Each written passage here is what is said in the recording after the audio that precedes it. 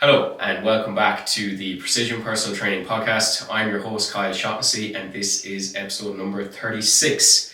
Today I'm joined by Mr. Kevin Connolly. Kevin is Galway-based personal trainer, coach, founder of KC Health and Strength. Kevin has helped hundreds of people completely transform their bodies, mindset, confidence, and what makes Kevin different from what I see is he focuses on real people, real lives and real results. Kevin, thank you for coming on the podcast today. Pleasure to be here, Dave, man. Thanks for having me. So look, Kevin, for anyone who watches this from my side who doesn't know you, who are you and what do you do? Kevin Connolly. Grew up, was brought up, we'll say, Trelton Heights, in the state suburbs of Galway City. I would say all my family are from the countryside, my parents. And I would be, till about 16 or 17, grew up in the city. While spending some time in the countryside with my grandparents, to moving down there then as a younger man. I would be what you call a good blend of a hybrid between a townie and a culture, if that's what you want to call it. But that's the sort of just basic background of myself. Getting into the weights, I still can't remember why, but I remember the first time in the old York set. These were the plastic dumbbells filled with concrete. You know, Argos wasn't long in Galway at the time, and I remember myself and Anthony Cooney, a childhood friend. We're in this state. We're Trelton Heights now. It's up on a big hill from the Headford Road, and I'll never forget. I saved up, and I got whatever it was to buy the York set, the barbell and a few dumbbells. And we went down the store, borrowed a trolley from Dunn Stores at the time. And I got this York set, and I remember bringing it, myself and Anthony, the poor bastard, pushing this trolley with 50 kilos of weight or something all the way up this hill for about 2 miles. And in old terrace, semi-detached house, and I carried the weights upstairs into the attic, making sure I didn't stand outside of the floorboards or go down through the roof, And up there in this attic, like, you couldn't even stand up, as young as I was. I still don't rightly remember what age I was. I was probably 13 or that, and me in a small, heated, smelly attic. I remember this panda fucking teddy bear there, he was always there as well, and me in the weight. And I'll never forget that. And it was the first time in my life, at a young age, I found just somewhere I felt I belonged, somewhere with a bit of my sanctuary of peace. And my father used to get so mad because in the summertime, he wanted me playing GA, and he couldn't understand, what the fuck are you doing above in the attic and the sun's splitting the rocks, and you're up there on the roof now and it's sweltering, and I'm up there with my York dumbbell, okay, and you used to have the sheet of the exercises, and I just do there could be 20 exercises on it, from curls to squats to barbell, and I do 1 to 20, every day. Now, I still don't know why, what brought me to the York and the barbells and that sort of stuff. And that was it then for my younger years, with the weight training. I eventually progressed down onto real gyms and that sort of stuff, But it was always the home kit was started. And then as a younger man, seeing my body develop, it was the first moment of self-belief that I could do something, okay? Because mixing personal with the weights in that aspects, outside of the weights, in my mind, I was a useless fuck. I was a scared, lost, young, very pimped up, angry young man, and it was the only thing that made sense to me. And then as I progressed into, we'll say, gyms in leisure centres, I found this whole new persona, all these other machines and all these other things, and it was the first time I had seen someone then in person with a bit of muscle, and I was like, holy fuck. And I just found the whole concept of you have the ability to change how you look, okay? As well as seeing bodybuilders and seeing guys and actors at the time, as I'm thinking, that's fucking cool as fuck, I wanted to do that. And it all progressed from there, and it almost became, the weights to me became almost this spiritual journey of this thing that I'm in control of. It gives me purpose, it gives me drives. But more importantly, as a scared young man, unsure of himself, it gave me safety. It was the only place I could go that I didn't have to worry about anyone else. I could be myself, and it was just me again, myself, which transitioned then into leisure centres, into commercial gyms, and then where it really started to take off was the first time I went to Galway City Gym. I remember at the time, because I went to secondary school in Monagisha, suppose you go and know that sort of place, you know. Fantastic times there. Some also the worst times. But the Galway City Gym was just across the wall. I remember seeing, you know, I used to shimmy a few clothes into the bottom of my bag going to school. So again, I wouldn't go into class and I'd change into my shorts. It took me a solid year. Because Galway City Gym as a young man, it'd be 14, 15, it's an intimidating fucking place, you know. And you go up these 2 flights of stairs. I must have went up for the best part of a year before I actually opened those 2 red doors and went to reception, you know. Every day I would psych myself up, you know, once every 2 weeks or whatever, okay. And then that was the first time about overcoming your fear that I was introduced to, you know.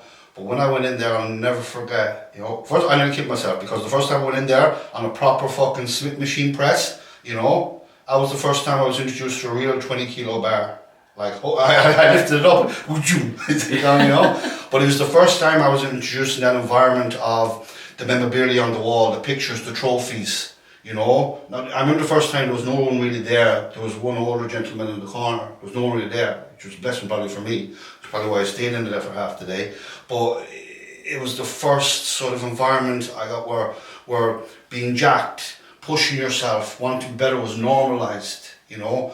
And even the first, I touched real stone cold fucking iron, you know. The dumbbells with the dust in the corner, you know, the leg presses, the shoulder presses, you know. And it was one of those first times as a younger man, as I said, this is what I was made for. This is what it's about, you know. No fancy dance shit, you know. You could probably smell the testosterone walking up the fucking stairs, you know. Yeah. But that was it. And that's how I got into it, and that was the early years. And then it all went downhill for about 10 years after that, you know. Yeah. So that's in more or less in a roundabout way how I got into it. There was no real, I seen this magazine or I seen him, okay. It was just something that I was lucky enough to find as a younger man that made sense to me, because rugby, GAA, football, soccer, all them things, and I was into them, you know, and I was just shit at them, you know, not very good, alright? But in the essence that I never enjoyed, because even when we were that younger age, when you were playing that team environment, I could never understand if someone wasn't willing to die for a fucking ball. And I would argue, mate, I'd fucking hate you, you know? And it wasn't that I was the best trainer or anything like that. I was very, very fearful to just put myself into a position to be the best, because I would never give 100% out of fear. What if I fail? Okay? But I remember one time in a blitz, I was probably 12 or 11, and I got the most improved player of the year. I was playing goal, alright? And that was the first time I ever accomplished anything in my life, you know. And that sort of liberated from there, okay? And then a few years, but what the thing was about the soccer, you're a goalie, alright? You're not the same as the outfield players, okay? It's a different, you're the last line of defence, okay? And what I loved about that was the one-on-one training. You got the team training there, and then I'd be training one-on-one, okay? So it's the same aspect of the weights. How do I get better at this? How to become the best at this, you know? But the sport never gave me, you know, besides I was never good enough to make it anyway, never gave me what the weights got me, you know? I was, again, if you're mixing the fitness thing with the personal thing, that's why, again, to this day, I get very fucking passionate about, because it's so personal to me. And it's what the weights that gave me as a younger man to an older man now. It was the one consistent in my life. It was the one foundation that, just going through life as we all do, the ups, downs, the sides, just navigating your way through. It was always consistent that it was my safety net. It was always the thing I went back to. And other sporting endeavours, other career endeavours, alcohol, drugs, fucking all these, nothing ever gave me that sanctuary, that sense of meaning. And then when I combated what I was doing with weights training, and how that could impact your life and better you as an older man, that's when I found the career out of it. That's when I was like, holy fuck, you know. Like to this day, my own bodybuilding endeavours or training endeavours and my own progress are personal to me or whatever, but from the coaching aspects, I get so much more out of coaching or helping other people, okay? That's what gives me real purpose. That's what helps me, you know, maybe it's a selfish endeavour, it helps me sleep better at night, okay? Because I don't know what it is, when you see people develop and progress onto their true potential. I see for a lot of the clients, it says, I just have to get you to see what I see, you know? And that's not because I have any special program, I'm better than anyone, okay? Because I was once you, and I never believed in myself until one or two people believed in me along the way. And it might be just a word of encouragement, it might be just a few training sessions, and that's why I get so passionate about it, and I want you to succeed, and I want you to succeed. Again, it's relative to you, your goals, your wants, but not just weight loss, not just losing a few pounds, it's into genuinely transforming physique, not to the extremes, but because of all the underlying shit. The tits, the ass, the biceps, the chest, you know, that fucking surface levels, tip of the iceberg, that's nice to look at, it's sexy, it's fun. That's not the game. That's not the game. That's not why we do it. It's not the benefits. It's all the underlying shit, you know. And that's why health and fitness done correctly should enhance every aspect of your life. You know, as I say, you know, the discipline, the standards, the endeavors that you go through building muscle tissue inside the gym, but the real work there is outside the gym.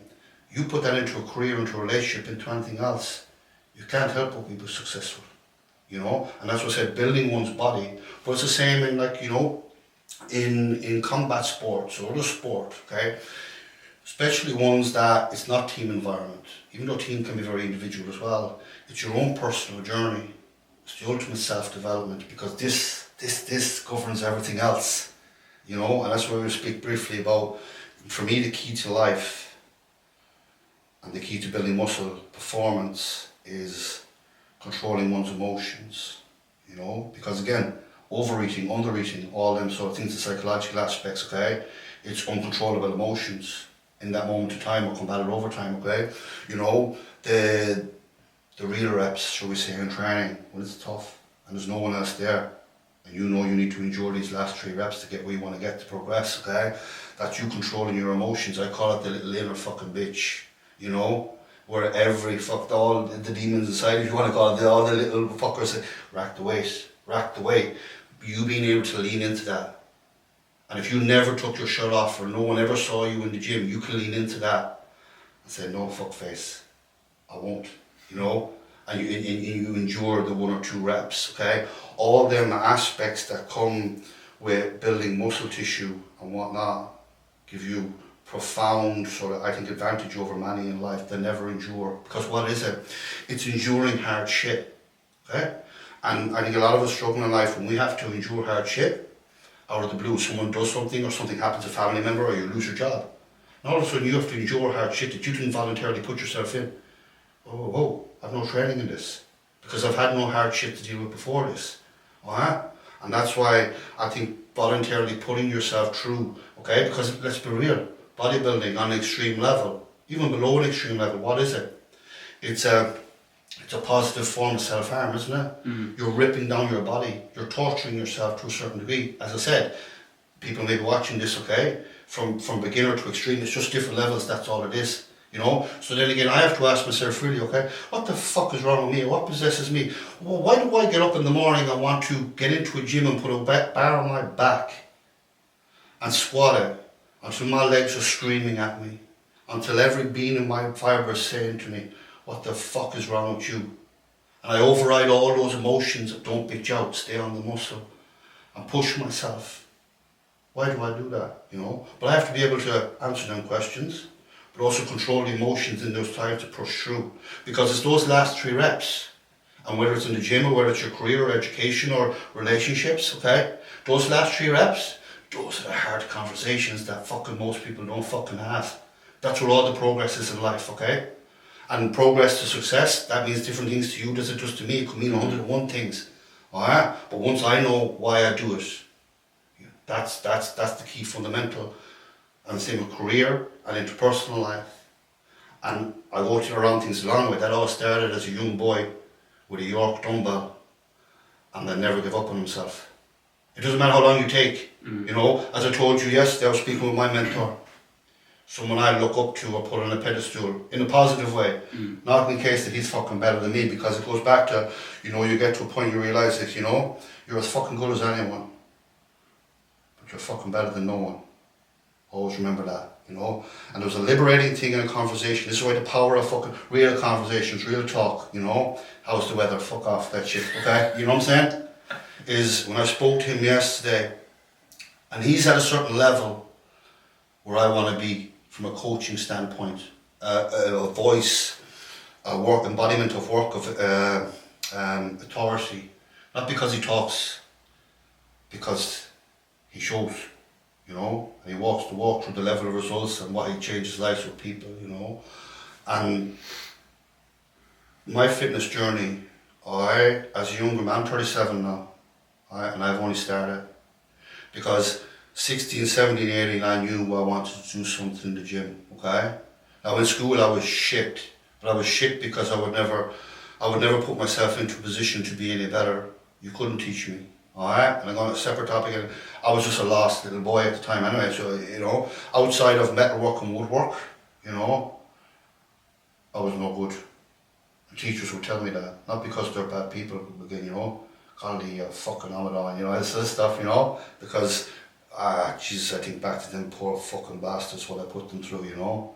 I was a very, very wild young man, scared, you know, but back that time, 2005, 2006, is when I would say to some of the tutors or the teachers, you know, that I wanted to work in the gym and I wanted to do this and I wanted to do that, you know, and they would be able to say, that's not a career, Kevin. That's not even a job. You know, that was looked at something you do as in summer work or interim work, okay? And let's be real, back then, if you worked in a gym or you were a PT, you were seen as a fucking dropout, you know? And I always thought I was useless fuck anyway, so and then people tell me, the one thing I fucking had, the one fucking thing I had in life that I wasn't a useless fuck up here. And I had grown ass adults, you know? I used to think a teacher was someone. You know, as in they were present, like, you know, do this God-like people that, you know, like fucking Catholic priests back in the day. You couldn't touch you couldn't question, alright? Very, very different now, alright? And they also have a very, very fucking challenging job, especially nowadays where you can't give a young lad a thump, okay? I'll never forget my father coming into my tutor, alright? Like I was a fucking bastard of a kid, okay? And in front of me, alright, Joe McLaughlin. And I mention him because he's one man I have a lot to thank for now, okay? The pain in my fucking backside back in school, you know, pinch you by the ears, pinch you by the neck, kick you in the fucking ankles, you know. But I have so much to thank for that man. And I remember my father coming to school and he said, and he shook his hand and looked him in the dead of the white of the fucking eyes and said, you have my wholehearted permission to thump that fucking young lad of mine when he fucking needs it to keep him in the fucking line. And if he's not here one day, you ring me and thump him again, you know. And nowadays, you know, if Joe McLaughlin did that to a kid and they told him, Mammy, Daddy, he'd be fucking locked up, you know. But again, getting off the topic, as I was told I couldn't do what I fucking loved. And instead of having the courage and the defiance to say, fuck you and fuck everyone, I'm going to do what I want, you know. It took me until I was probably 31 or 32, you know. But going back to Alan, alright, when he was 18 or 19 or the same Alan, you know, he's telling yesterday, he was told the same thing. We're similar age, similar time. And he went away to a council or something for a few months. And then he said, fuck you and fuck everyone, I'm going to do what I want. It took me fucking 10 or 12 years to eventually, and this is really, I had to hit rock bottom and break physically and fucking mentally as a fucking man. Alright? Some people have to do that. Until I got to a point where I could say, fuck you and fuck everyone. And I went right back to the beginning, to my studies, to my level 3s, to all the things that I didn't pursue and didn't finish, you know. And that's the aspect of I never think I will be strong enough to start over again at an older age, even though it's not old, it's all relative, right? If I didn't have them aspects of weight training from a younger man, what it taught me, you know. So I don't even know what the question was to begin with, but that's a sort of introduction. That was your intro. That was the sort of, as you see, you know, I have this with my Instagram stories as well, okay? What I should say in probably one story takes me fucking 20 stories, you know? But it's just, you know, and it's epic, and what I think that leads into is what so many people are afraid of, and you have it tattooed on you, and I have it tattooed on me since 17. Memento mori means remember death. Yes. And it's a Stoic phrase. And when you get into these, because like with clients, like some of them won't bat an eyelid to this, won't want to hear it, and it's like, that's fine. But some people will, and it sparks some interesting conversation, because you hit a point where you had to get that. I was the same, where it's like, we're all going the same way. We are all going to die no matter what. And I love the analogy where we're here right now. We satellite view it, zoom out of Tuam, zoom out of Galway, Connacht, Ireland, the world. We mean nothing. And I think it comes back to choose your heart as well, where you mentioned this in a story before. You were on about builders in the piss and rain shoveling crap. And then you're like, trainers are giving out that they have to get up early and go into a gym and train clients that are paying for their time in a cozy environment. They can wear a tracksuit. These fellas are out in the rain, no more than teachers teaching kids. So it just comes back to choose your heart and get on with it, and it's all relative. And it is. And it's with the trainers, I'll touch on a couple of topics you touched on there. With the trainers, it is, I have that perspective because, and something that's helped me massively now as a trainer, as a coach, is all the years I was doing the bodybuilding while I wasn't a trainer. Okay? Because again, having to cook your meals, do the training, everything, okay, while working in construction, in lorry driving, in offices, all in environments where, fuck's wrong with you? You know, you can imagine going into a porter cabin, you know, on a fucking building site, you know, breakfast roll here, chicken sandwich there, Mars bar here, Kevin is chicken and rice, you know, I didn't look like a bodybuilder back then. So you had every fucking Tom, Dick and Harry. I was the laughing joke of fucking, you know, Mr. fucking Green Bean, you know, but it goes to the aspects of, and this is what helps you build resilience over time, you know. I didn't give in to them at times, you know, and then getting into what success really is. What are you willing to do? I don't give a fuck what you want to do. What are you willing to do? So for me, that was the chicken breast in the dusty fucking pocket going up a ladder. I didn't have time to sit, you know, hey boss, I need to sit down there and have a meal. You know, you got a fucking brick fired at you. Drop into the bucket of fucking water there and make your fucking chicken, okay? So I said, okay, you know, well I'll cook the meals, you know. I used to have them mashed up, okay? I used to have mashed potato chicken, okay? And some peas and carrots. And I put it in tin foil and I'd squish it.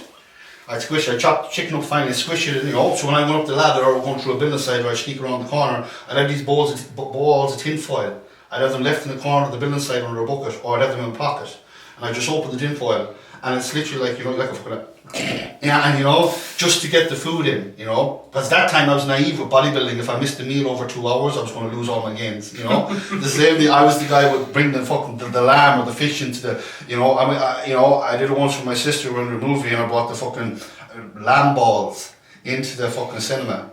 My sister left disgust. You know, you fucking idiot, you know. And I remember telling my sister once about a time, you know, I eat for function, not fuel. Or fuel, not fun, something like that, you know. I was that sort of hardcore, you know, the guy that would bring the chicken rice into the nightclub, the guy that the girl would invite back to her house, and I was naive, you know, maybe she just wants to watch a movie, you know. You know, and I, you know, the alarm would go off on my watch, you know, I need to go and eat, you know. Talk about killing the mood, you know. hold on there, you know, don't take the knickers off just yet. I have a bit of fucking steak in the car, you know. But those were the things. But the aspects of the trainers, okay, I was lucky enough to endure that. You know, I fucking hated construction work, okay? You know, because again, when I couldn't do the fitness thing, I was told to leave, okay, as a young lad, I was already working, so I don't leave when such applied, okay? Because the second I heard 4 days of school instead of 5, yeah, I'll do that, that's me, okay, you know? But again, and this is where just learning the beautiful thing of just fucking hard work. Splinters, fucking calluses, you and a fucking shovel. I think, you know, like in some countries, alright? I'm not sure still like going to the military is kind of mandatory, you know? I think that's wonderful, you know? I think every man and woman, I don't give a fuck, to a certain degree, should have to do time in the bog or time fucking shoveling sand or concrete, because of the level of fucking humbleness, humility, and just genuine appreciation for what real fucking physical work is. We don't have that these days, and I think it's a fucking lost art. And something that I was talking to a builder, an old friend of mine, and to me they're the new millionaires, you know? Well, because of supply and demand, alright? But also it's a skill, it's a craft, you know? People have no idea the fucking amount of fucking, you know? I know one lad, okay, and he's an electrician, alright? And he's 4 kids on the go under the age of 12.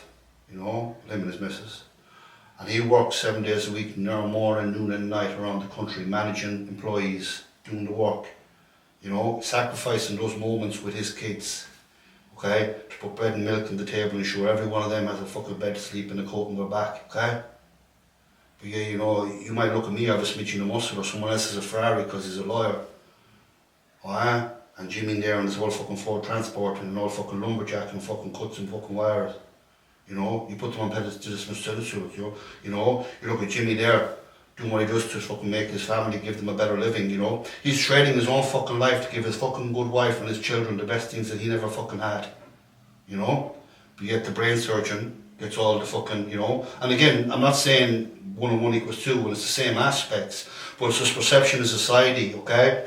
You know? And I'll never forget, you know, it took every being as a man I had not to give him a fucking clout, alright, in a gym I was working in. This ain't too fucking long ago, alright? And this is a man in his late, you know, fuck me, he's 35 years a day. And we're in the bathrooms, and I come out of the urinal and I wash my hands. And I'll never forget, alright, he just basically didn't tidy up after himself. And I said to him, the same way you would say to someone that, you know, come on man, put the weights back after you, have a bit of fucking respect, you know? He said, they employ someone to do that for a reason, you know? Now, words would only mean words, but it was the fucking demeanour and the way he said it. You was looking down on someone. Precisely, you know? And they're the kind of people, okay? He might be a fantastic man. I might just call him in a moment where he could be going through something bad that day. But sometimes, you know, violence is always the last resort. Okay, and for many times violence is not the last resort, it's a sign of a weakness in you. Okay, especially if you fucking instigate it. And usually violence is instigated by small fucking insecure little scared fucking boys. Because anyone who's experienced or been through real fucking violence and the harm it can cause, it's always the last resort. You know, and if you can de-escalate, and I learned this valuable lesson when I was doing security work on the doors, you can de-escalate a volatile situation with this and this. That's a man with true fucking strength, you know. But yeah, that venom in me, Khalid, who the fuck do you think you are? Because again, and you know, the people that come in, clean the toilets, I see them there. I'm there on the floor day in, day out. Doesn't matter what nationality they fucking are. They do a job. And the utter fucking disrespect, you know. That man cleaning that fucking toilet, that urinal, alright? Cleaning the sink, man or woman, alright? They're no better or worse, you know, than someone that's fucking trying to feed starving children, that's doing a brain surgery, that's went to doctor's school or whatever, okay? And I don't think it's doctors, by the way, or anything like that. Yeah. I think it's just all relative. It's all fucking relative, a level fucking playing field. Each their own, everyone's as good as anyone, better than no one, okay? But also, again, you know, that individual, okay, could be fucking a doctor as well. If they put their mind to it, or maybe if there's probably the environment they grew up in, okay? But the PTs, a lot of them, okay, I can say that about PT. PT now, okay, doing 100 hours, okay, or going on the gym floor at 6 a.m, okay, and leaving at 10 p.m. at night. It gets a bit tiring, right? That's a fucking luxury for me. It's a fucking luxury. Compared to getting up at 5:30 in the morning, going down to fucking Tipperary, shoveling fucking muck and mortar, you know, for pennies. For fucking pennies. Alright? If I get 3 hours sleep, and I have to go into a nice warm luxury gym, coffee there, Kev, no problem, you know? And I get to chat with people about something I have a passion about. I have an opportunity to help you do something I'm fucking passionate about. Don't fucking talk to me about fucking tired, okay? And again, you know, you need a fucking reality fucking check. But again, if you're a younger PT, and if you're young in age or just young in the career, if you've never experienced, you know, true work, you know, it doesn't mean you're a bad person, you're just lacking the perception of what real fucking work is. Yeah. Again, coming back to, you have gyms now with all these fancy damn machines, fantastic tools, and they can move grass as in like a stabilizer on a bike to learn, okay?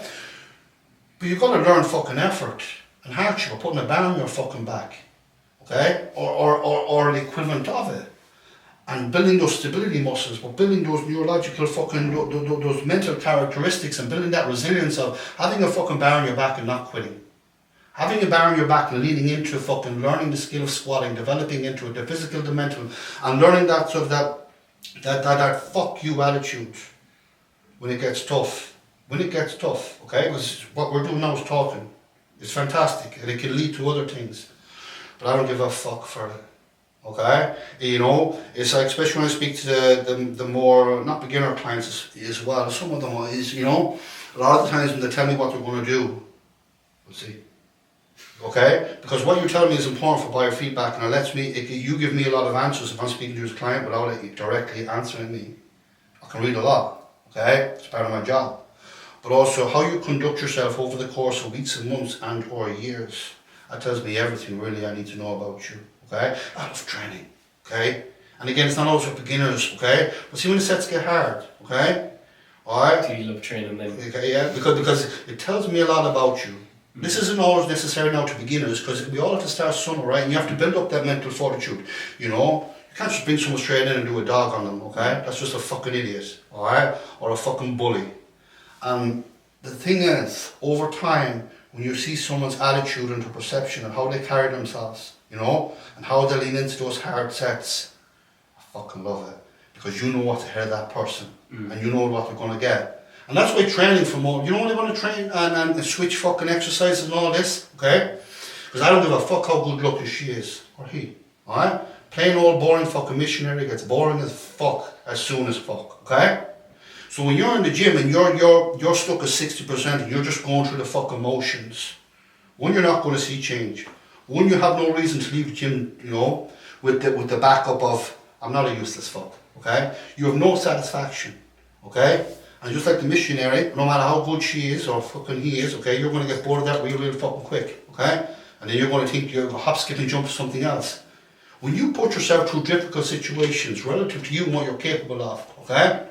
You prove something to yourself. Even if you don't fucking realise it, subconsciously, deep down, you've proven something to yourself, okay? All these fucking fancy gyms and mirrors, fucking use them for something positive, okay? Instead of looking at your fucking tits, your ass, or biceps, okay? That are fucking growing because you're looking at them the whole fucking time instead of stimulating them and doing something. Do you know what I'm saying? Yeah. Okay? And I don't mean to come across as though, you know, me big dick.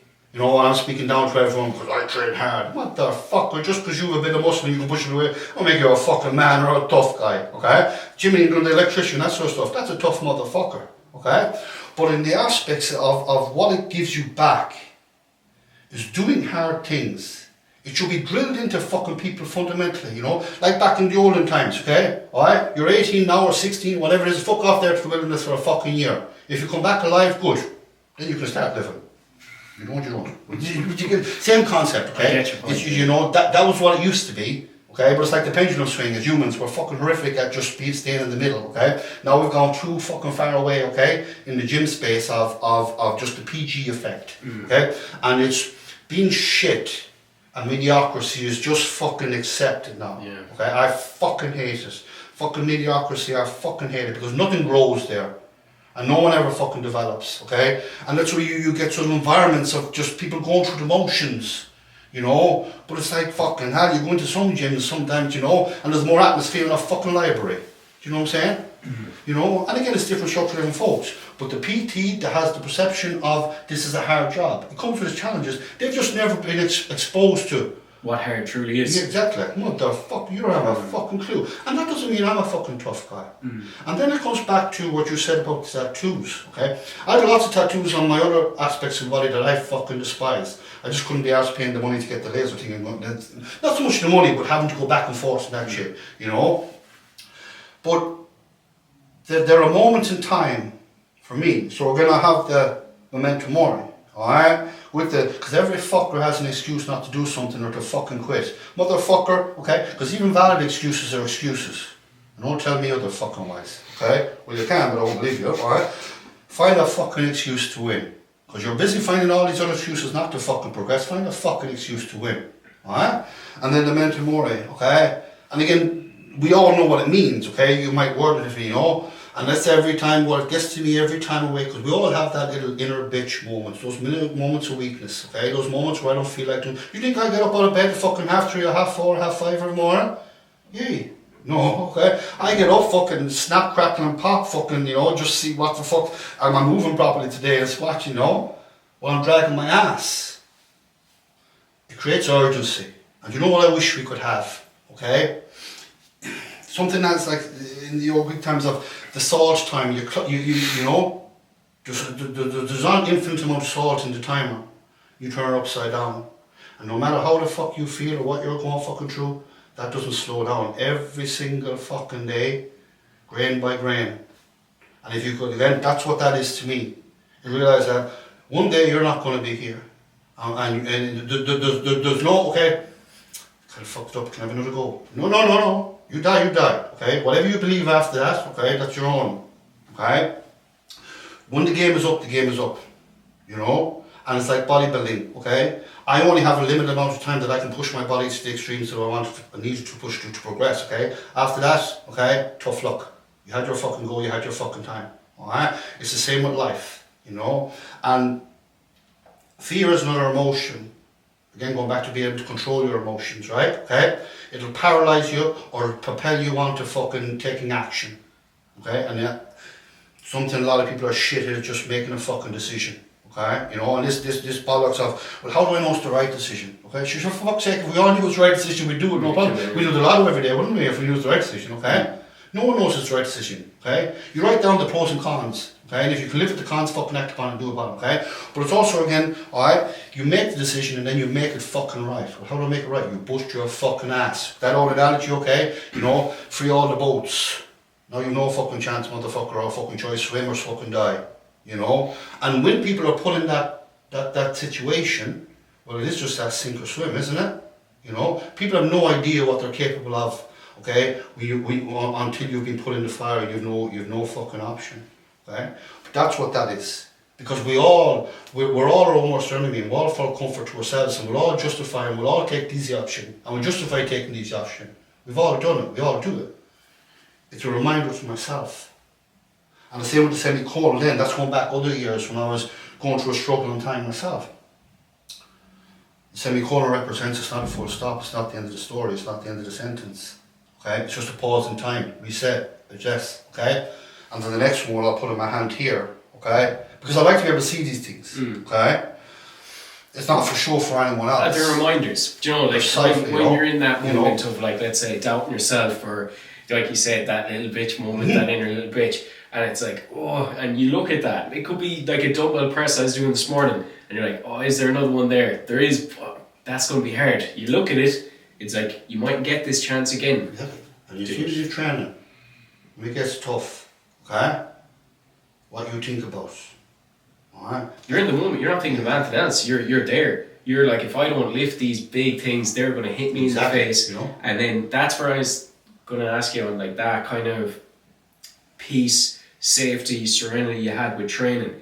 It really does put you in the moment. And, like, we're going to have a lot of people, January, New Year, new me, this is it, this is the start of it.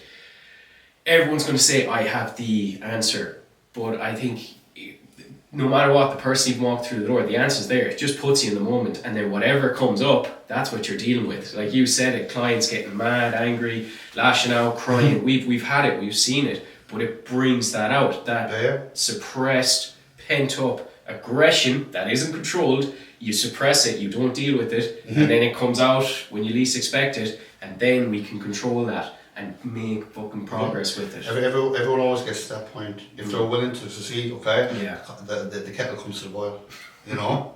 Because the food, the reps, the sets, the macros are never the issue, you know? Oh, there's too much information out there now. Way too much. Like back when you were training, and this where I'm like, how, like, let's say you guys built the physique, it was basics. It's coming back to that now. Yeah, everything it's going that pendulum, like you said, but there's way too much information now where people aren't doing anything. No, and that's it. Like, I speak to younger men, and as I said, it doesn't always mean that they're younger in the game of training, not necessarily always age. And as I say to them, you know, I'd be fucked if I was you now as well. Where the fuck do I start? You know, back when I done it, you know, it was fucking, like, Bebo was barely a thing, you know. I was fucking mostly fucks, but I don't even know what that is, you know. And then there was Facebook, you know. And you only posted on Facebook. Now it's Instagram, Facebook, TikTok. But also, I remember when I was at the gym when I was younger, and unless you want to be a PT, okay, you have to earn your fucking stripes. As I told you before, when I started in Galway City Gym, and this is where I'm lucky. I was lucky I was fucking learning to train before all the fancy Dan apps and all this fucking just fucking distraction. Right? Weigh your food? Oh. You just, you have a spud and a fucking few steaks, okay? Or a few spuds and a steak, okay? You put on body fat, go down to 2 spuds instead of 3 spuds, You had the same fucking meals, You train 3 days or 5 days, You had your bro split or your just full body or upper lower, but the key fundamentals, okay? You were doing it. Yes, but this is what I'm saying, okay, the fucking environment is fucking everything, and this is where I'm so passionate about, okay, the training space. Because me as a younger man going to go to the gym, I didn't talk to you, I was afraid of my fucking skin, I didn't know what to do, I knew a few exercises. But one thing I fucking knew for spending a bit of time there, is that 80% of the motherfuckers there, okay, big, small, different, okay? They were all training hard. They were all fucking huffing and puffing, supporting each other, and it's just this intoxication environment of fucking, without the words being said, show the fuck up. Yeah. Right? And there was a hierarchy. You want to go play, and speak with the big boys, okay? Earn your fucking choice before you get a seat at that fucking table. Get to that If I'm in a fucking video speaking about fucking bench pressing, while I have a fucking, a chest like a fucking, little fucking bird. You got a fucking dumbbell fire at you, back in your fucking place, boy, and that's not them speaking down to me, or that's it's earning your fucking stripes, going through it. Go build a fucking chest, motherfucker, and then talk to me. And I don't mean that in a bad way, I don't mean that in a bad way, and I don't mean just because someone has a big chest means that they know everything about building muscle, or more importantly, they know how to help you build muscle. Because if I show when I take my top off now, which I said to you earlier, that's just me playing the game of marketing, okay? Yeah. I can put out 100 educational fucking videos and get a bit of it, okay? I can put out one fucking video or one fucking picture with me and my top off, 5 inquiries and way more engagement. Yeah. Sex sells on every aspect of fucking life. Yeah. You can sell it, okay, morally and fucking ethically. Yeah. If you can fucking help people. And if I don't tell people I can help people, how the fuck? I'm doing you a justice. If we're in a fucking a village or a town, okay, and I've got, bread is scarce, and I've got the best fucking bread in the fucking town, and I don't tell everyone how you can get it, where to fucking get it, and how it can help you, well, I'm doing you a fucking justice, am I? Okay? And then there's a bit of fucking ego that comes with it, okay? Alright? I'm a man, alright? I put a picture of me, my bicep, and my chest, and my fucking back, and someone likes it, okay? You tell me I don't get a dopamine hit off that? I don't depend on it. Once upon a time, I'd be looking, you post something in every 3 seconds, who liked it? No one liked it, better take it down, they did it wrong, okay? But it's the aspects of things, okay? But so again, me showing my physical development, remember, okay, it's just because I'm further down the road than you. You're doing all the same things I'm telling you to do now, or advising you to do, okay? And you've worked hard for a week. Good, now do it for 5 years. Yeah. That's the game of life, that's all it is, okay? But it's the aspect, that's just marketing. So please understand that, guys. That's just marketing, and you have to play the game of marketing. Okay? But there's a certain level where you're proud of what you fucking built as well. Like, I touched on this podcast with Dave yesterday. Like, he's 14 years training. Lads coming up to him saying, "Jesus, it's unfair how you look." Oh, it's unfair. How's it unfair? Like, you're in the gym training. Like, you've been training since you're a young lad, and you look jacked. And it's like, how is that unfair? That's hard work, that's consistency, that's discipline, that's showing up, which will lead into other avenues. Hard work in relationships, hard work in your job, consistency and discipline. I think there are massive values that you can take into any walk of life. It is. But you see, it's sort of portrayed now that you can have everything without, This bollocks. It's downright fucking bollocks. Create a fucking lie saying, okay, build a body as your dreams while eating the food you love. Motherfucker, the food you love, and you eating too much was the reason you're fucking fat or overweight or underweight or not liking how you look or feel outside of your fucking clothes anyway. Alright? So some fucking dick telling you that is a crock of fucking shit. They're just trying to get your money. Okay? That along with fucking this crock of shit of fucking balance, And again, like it's as simple, if you ever played on a fucking seesaw, okay? To get fucking balance, you have to unbalance. First, okay? Yeah. It's getting back to the aspects, okay? Right? You earn the fucking right to balance. Earn the fucking right to have a body. And the health. A guy, a bodybuilder, Shane Story, have you ever come across him? Yeah. He had a great post, and Robbie from the eyesight reshared it as well. He said you have to be rigid before you have to be flexible. Yeah. He was like, I'm all for sustainability and being flexible, but you have to earn it. And that's exactly what you're saying. I think that's what's missing and forgotten. Yeah, and then again, that's what your brother did. Like Dave, I seen the pictures of him leading up stage. And I heard that, like, holy fuck, Like, he puts me to shame from a physical standpoint when I look at what he's achieved. Incredible shape, incredible body. But why it's so impressive, okay, it's not the biceps or the back, the muscle development. I find that cool as fuck. It's the respect I have for that man of the embodiment of work. And it's a bit easier for me to give him that respect because, again, I can relate to what he's had to go through mentally. That's the game. Fuck physical. Yeah. Physical is the 30 seconds you're doing the barbell curl, okay? It's mental, you know? And so I say, when I see a man or woman walking down the street with a well physical developed body, okay? You know? I can give it's a sense of appreciation of the embodiment of work, the standards, the mindset, the discipline, how they conduct themselves. That's what I see. It's a characteristics of people that you want to be around. And it's an individual choosing to do fucking hard things and not giving up when it does get hard. Alright? I'll be the first one to hold my hand up. Alright? I've given up when it got hard. I've ran to the safety blanket, okay? You know? So from the gym to personal life. When I was 18 or 19, went to Australia. Okay? 3 weeks into it, I ran back home to Mammy, you know? And God bless her sister, my auntie, you know? Gave me a fucking talking to. As in, you get your fucking backside back to fucking Australia, you know? And do it fucking now, you know? Stern woman, fair, you know? Principal, you know? Good woman. And I went back, you know? But it all comes back to enduring hard things and not quitting on yourself. Those key fundamentals, you know. It's like for me with my physique, and I started sharing more. The last few years, I lost my way a bit. I went down Muay Thai and that sort of stuff. Fucking love that, by the way. I can't wait to get back to Muay Thai. You know, bodybuilding, and no disrespect to anyone. Hard training, stop it, okay? See them fucking animals doing Muay Thai or that combat, it's real fucking training. Yeah. I do it. As in bodybuilding, I'm not disrespecting bodybuilding training, but from an athletic development and what it takes of you. And no matter what I do with the weight, or no matter how much pain the weight puts me in, it's voluntary. I can drop the weight. Me and you in a fucking ring, and you're hitting me, there's no out. Yeah, I can tap, I can show the white flag, you know.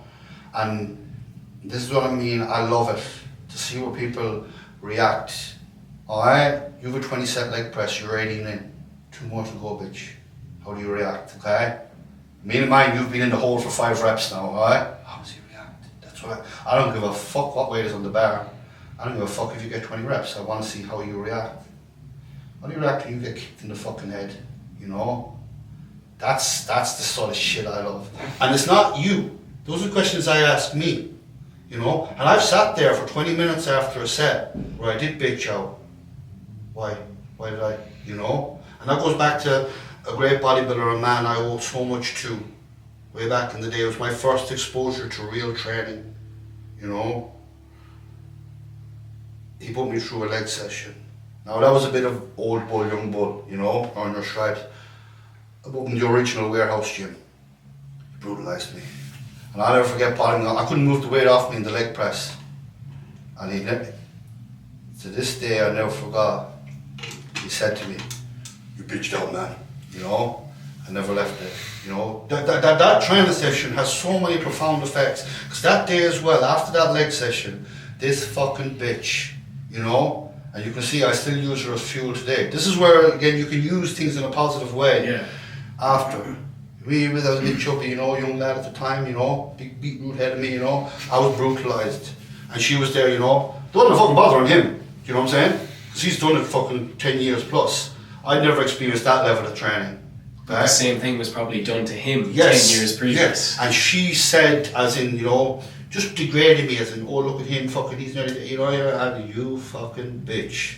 To this day, I can see her behind the counter, smoke, fuck, bitch. You know, I have, you know, but again, that's what I mean about using it. Still to this day, I'll use that moment in her face to lean into those hard moments in life, you know, in a positive way, not a negative way. But the thing that changed everything, and he said it to me, you know, it took about 2 years later before I got one compliment, you know. He said, "I never expected you to come back the following Saturday." And he said, "You did. You bitched out the following Saturday as well." It took fucking a few years. But he said, "That's where you governed, you earned my respect," you know. And that's when that was the first inkling till you realise, yeah, there's nothing special about anyone or anything, you know. It's just the mindset of enduring and embracing hard things and not quitting, you know. And then, but you see again, it all comes back to, even if I didn't know it, subconsciously I knew my fucking why. I knew why I was doing the weights, why I wanted to build my body. Okay? Outside of it just being fun. That's be an element of fun to it, you're never going to stick to it. I knew why I was doing it. And to this day, a friend of mine asked me recently as well, you know, it's like the PT business. Okay? And I don't think it's drilled into enough PTs. You want to build a brand and you want to make a real life out of this, okay? Not fucking 10k fucking months, fuck off, okay? A fucking brand and a fucking business that genuinely changes lives and fucking helps people, okay? 100-hour weeks, study and loneliness, okay? Frustration and fear for the next 10 years. That's what you've ahead of you. If you can't use that, embrace it, fuck off and sow cabbage or something, you know? And again, when you look about some PTs, I speak to the younger PTs in my gym, not my gym, the gym that I work out of, okay? In personnel line, okay? And it's not their fault. It's just, you know, when I speak to them, it's like, Jesus Christ, no one sat down to you and fucking said, hey, this is what you're getting yourself into. Yeah. It's the promos are fucking shit they're being sold online, you know? And it all comes back to the aspects of, you know, building one's body. And the journey is about, whether it's fucking Mary Muffin Top wanting to lose a few pounds, okay, or Jack that wants to stand on the fucking stage in a thong, okay, there's no difference. It's just the only difference is the journey of what's required of them to set a goal. So it always comes back to, you know, like, if you're a man and you're going to the gym 10 years or 5 years or fuck it, 5 weeks, you know, it's the aspect of, why don't you have what the fuck you want, okay? Because let's be real, okay? Every man to a certain level, to a certain degree, okay? Who wouldn't want to be leaner, fitter, faster, stronger, be more jacked? So why don't you have it? I think that's a better question to ask rather than, what's the quickest way to build muscle? Why don't you have fucking muscle in the first place? Start there, okay? Quickest way to lose fat. Why are you fat in the first place? Why don't we start there? And that's not a place of, as I'm speaking to you, speaking down to you. Okay, it's the aspect, okay, you know, well, why are you overweight? Because if you understand why you're overweight, really understand, okay, and it doesn't necessarily mean it's your fault, but motherfucker, it's your responsibility. I'll give you my soul, I'll give you everything I have, to the best of my ability to help you. Like the old horse, I can bring you to the water. And make you drown. Okay, you know, I can fucking drown you, you know, you'll drown you gotta want to drink it. But if someone knows why they're overweight, or underweight, whatever the fuck it is, then they know what they not need to do. And start developing. And then you come to me, alright, you want to build a bit of muscle, okay? That's good. And I'm not going to ask you deep questions out the back, okay? But that's the surface level shit we go back, okay? As you build that relationship, that comes up.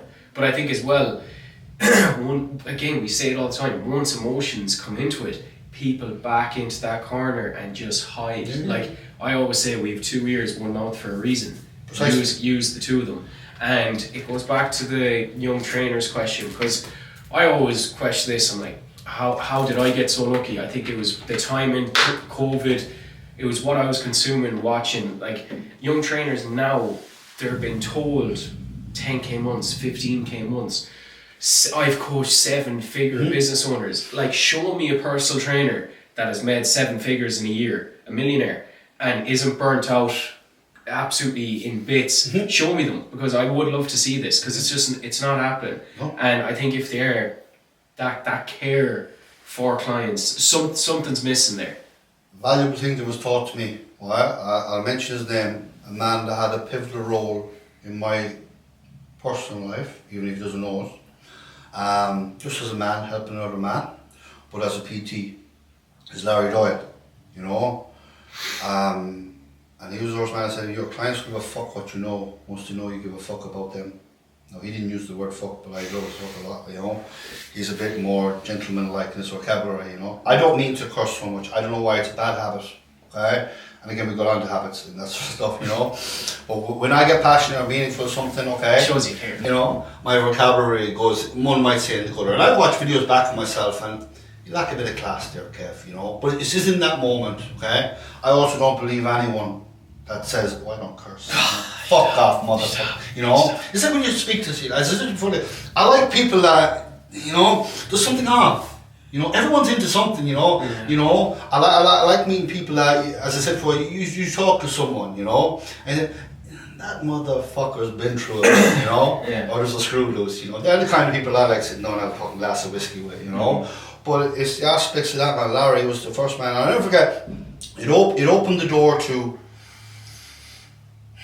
anyone that does anything with their life, okay? This isn't a useless fuck, okay? Now, that's not me speaking down to anyone. How you deem, okay, he said you're useless fuck. How you deem that, well, you know, well, that's your fucking problem, okay? As I said, if I throw a brick at you and hit you in the head, that's your fucking problem, okay? Deal with it, alright? It's the same way however I speak, however I think, okay? I say it from a good place. I try to anyway, okay? But if I've upset you, okay, I'm not upset. It's your fucking problem. Deal with it, right? You know? But in the aspects of, it was the first time that one of my peers I asked the question to, and no judgment, he didn't expect me to know a damn thing, he helped me. I still have it on my wall at home, my office, which is just my brother's old bedroom, you know, success. It's 2018, I emailed him, you know, and he wrote back, it was a 3-page long, because I was working as a PT / teaching classes in a gym at the time, and I was saying how I wanted to go on my own, and I wanted to be like him, okay, not ginger, but I wanted to be, you know, I was looking, he was a man of authority, you know, he was known as one of the go-to guys, body composition, and he was a big motherfucker back in the day, you know. He wrote me this email, step by step, on what his advice would be going from working for a company to open your own as a PT. I was like, fucking hell, you know. I still have it in the office to this day, stuck on the wall. And it was the first thing, aspects of going through the process of, I done what he told me to do. 7 years later, whatever, if I'm not good at maths, you know, whatever, 25 now to 18 or 26, you know, I'm reaping the rewards. And it was just first sort of eye-opening, you know, that genuine people that are doing well for themselves, okay, will always be the ones to help you, you know. It's like the someone that's good at music, alright, if I'm there trying to play the piano, they're never going to look down at me and say, fucking useless fuck, you know, because humble beginnings. You know, it's the same when you go to the gym. So before, them big, hairy, fucking mongrel looking, okay, you know, dudes in the gym, they're probably the most humble, and they're the ones that'll help you. They're the ones that can see beginners, they're the ones that can see the ones with insecurities, and they'll help you compared to the fucking whatever else there is in the gym, right? Alright?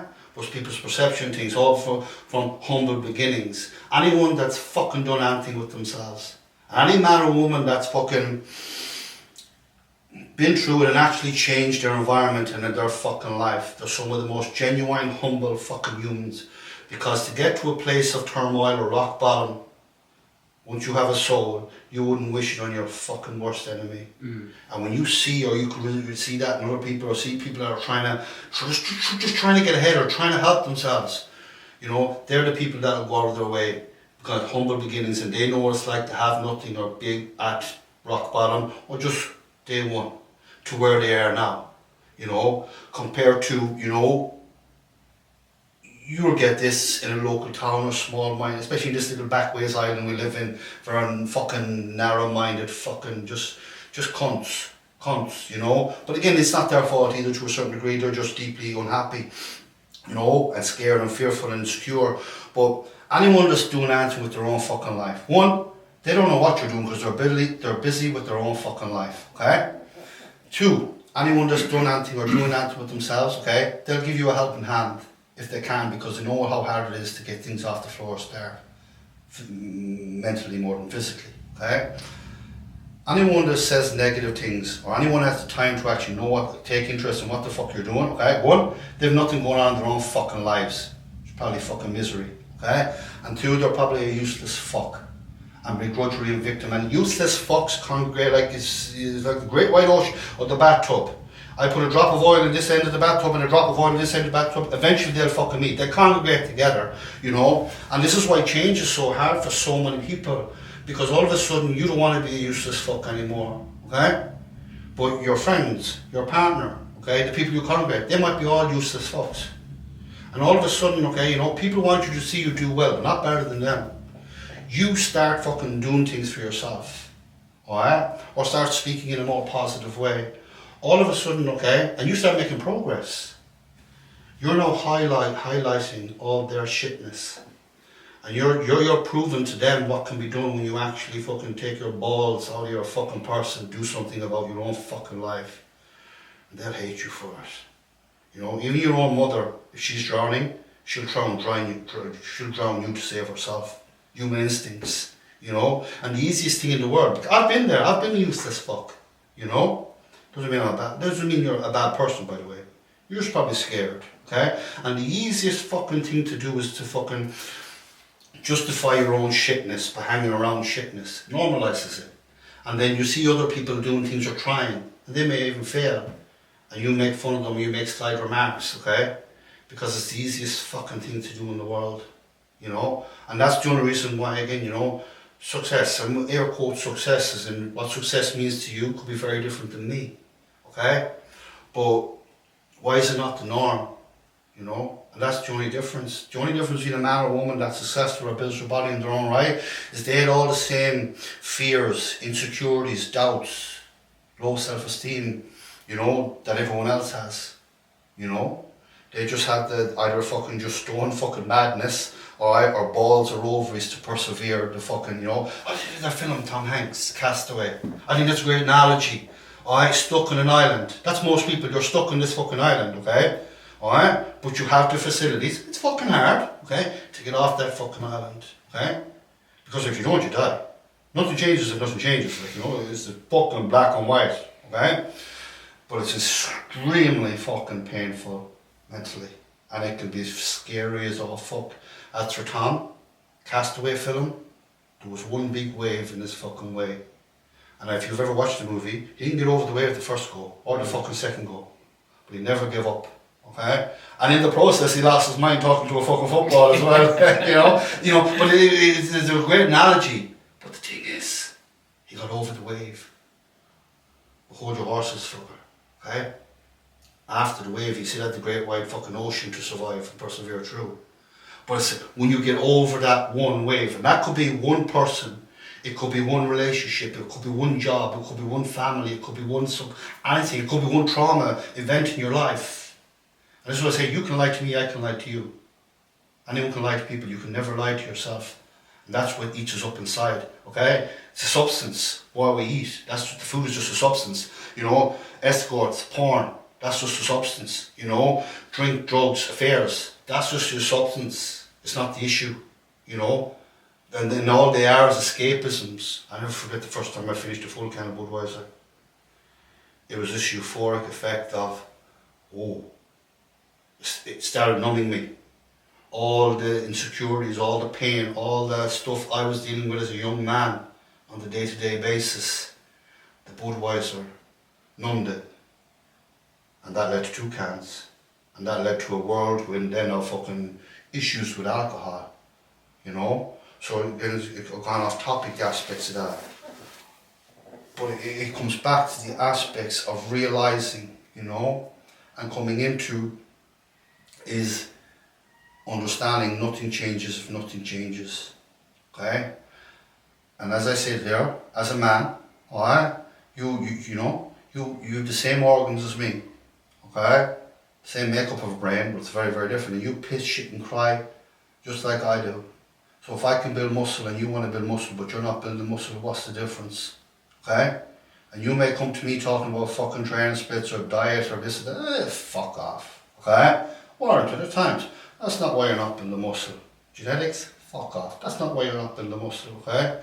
There's some underlying aspects, okay? Because when you think about it logically, okay? Why would any man or woman in their right fucking mind come and say, hey, I'm going to give you my hard-earned money and my time, Kev, for me to stay the same? You know, no logical fucking man or woman thinks that way. So again, if I'm doing my job and I've done everything to different angles to the best of my ability and you're not changing at a rate that I think you should be, alright, that's relative to you. There's a reason for it, isn't there? You know? And a lot of the time my coach is to get to that fucking reason. And the root cause of that reason many times is outside of my scope of practice. But this is what the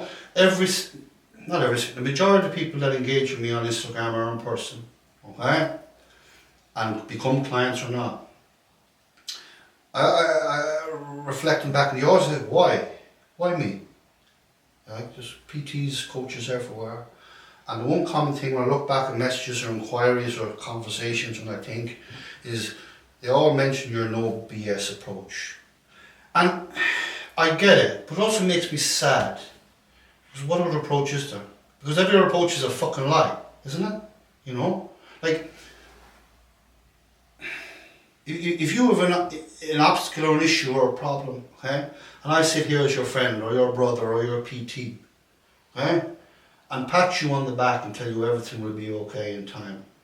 Especially if I'm in a position where I can actually help you or give you a bit of words of wisdom or advice, that's a cop-out. It's a fucking crock of shit. And ultimately it's because I don't give a fuck about you. You're not important enough. Alright? Because, no, it won't fucking be okay in time. Alright? Because whatever you're dealing with or going through, physically or mentally or both, or situational, alright? It's understanding that that'll still be there next year and the year after, 10 fucking years from now. You're just 10 years further down the line. Unless you fucking acknowledge it, accept it, lean into it, and do fucking something about it. Not by yourself. No man makes it on his own. I thought I did. I thought I did as a younger man. Okay? You know? And it got me fucking nowhere. You know? No man makes it on his own. And no matter how fucking big or strong or tough you think you are, you'll always meet your match. And no matter who you meet. And I've been lucky enough to experience physical harm. Some self-induced, some I put myself in the way of it, as I opened my fucking mouth right shut. That taught me many valuable lessons as a younger man, you know, and some was just bad timing, okay? But the essence of realisation that there's consequence from my actions. There's also catastrophic consequences from my lack of actions.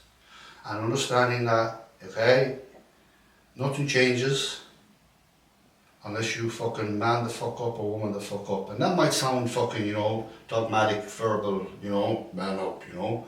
But it's the aspects of me explaining that to you. And whatever the hell you're going through or struggles, it's not going to get fucking better. So how do me and you, how do we make that better, okay? And what help do you need or what guidance do you need? And maybe you just need a fucking sitting down or maybe you just need a royal fucking kicking. I'll never forget one of my uncles one time after me getting arrested.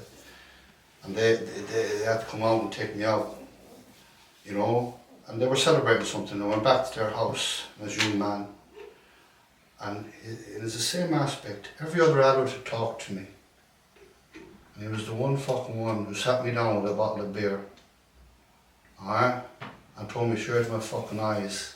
This happens again, I'll bring you out there and I'll kick you around that fucking garden." You know, it resonated with me. It fucking resonated with me, you know. And going back to, someone asked me recently, when I say recently, this could have 5 years ago, my concept of time has gone to shit. Managing your emotions. How did you learn to do that? I don't know.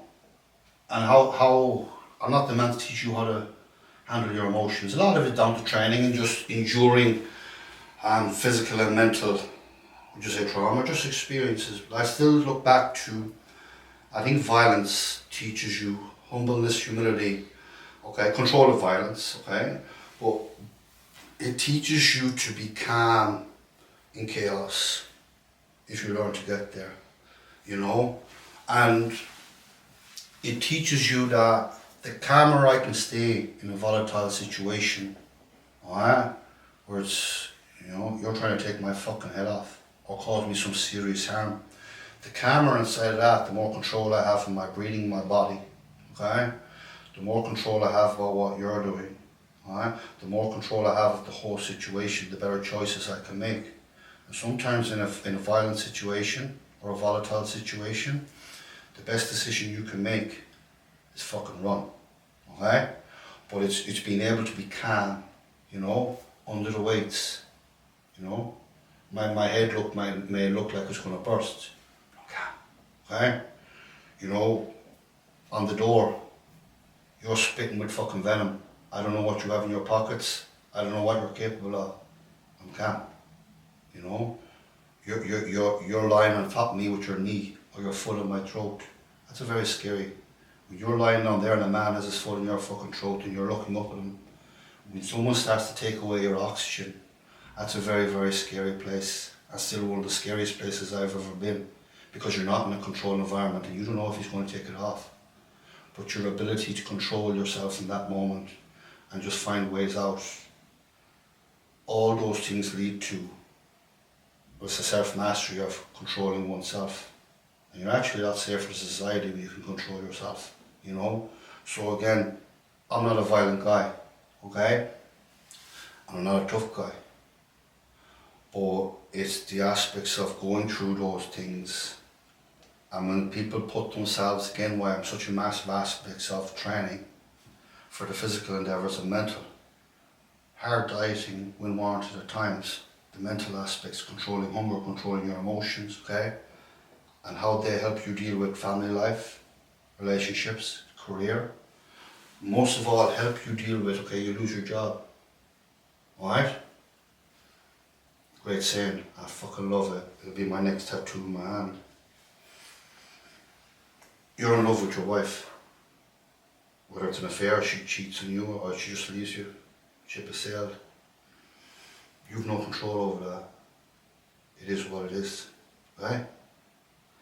Accept it, lean into it, deal with it however you need, and then get the fuck on with it. I think that's so fucking powerful, okay?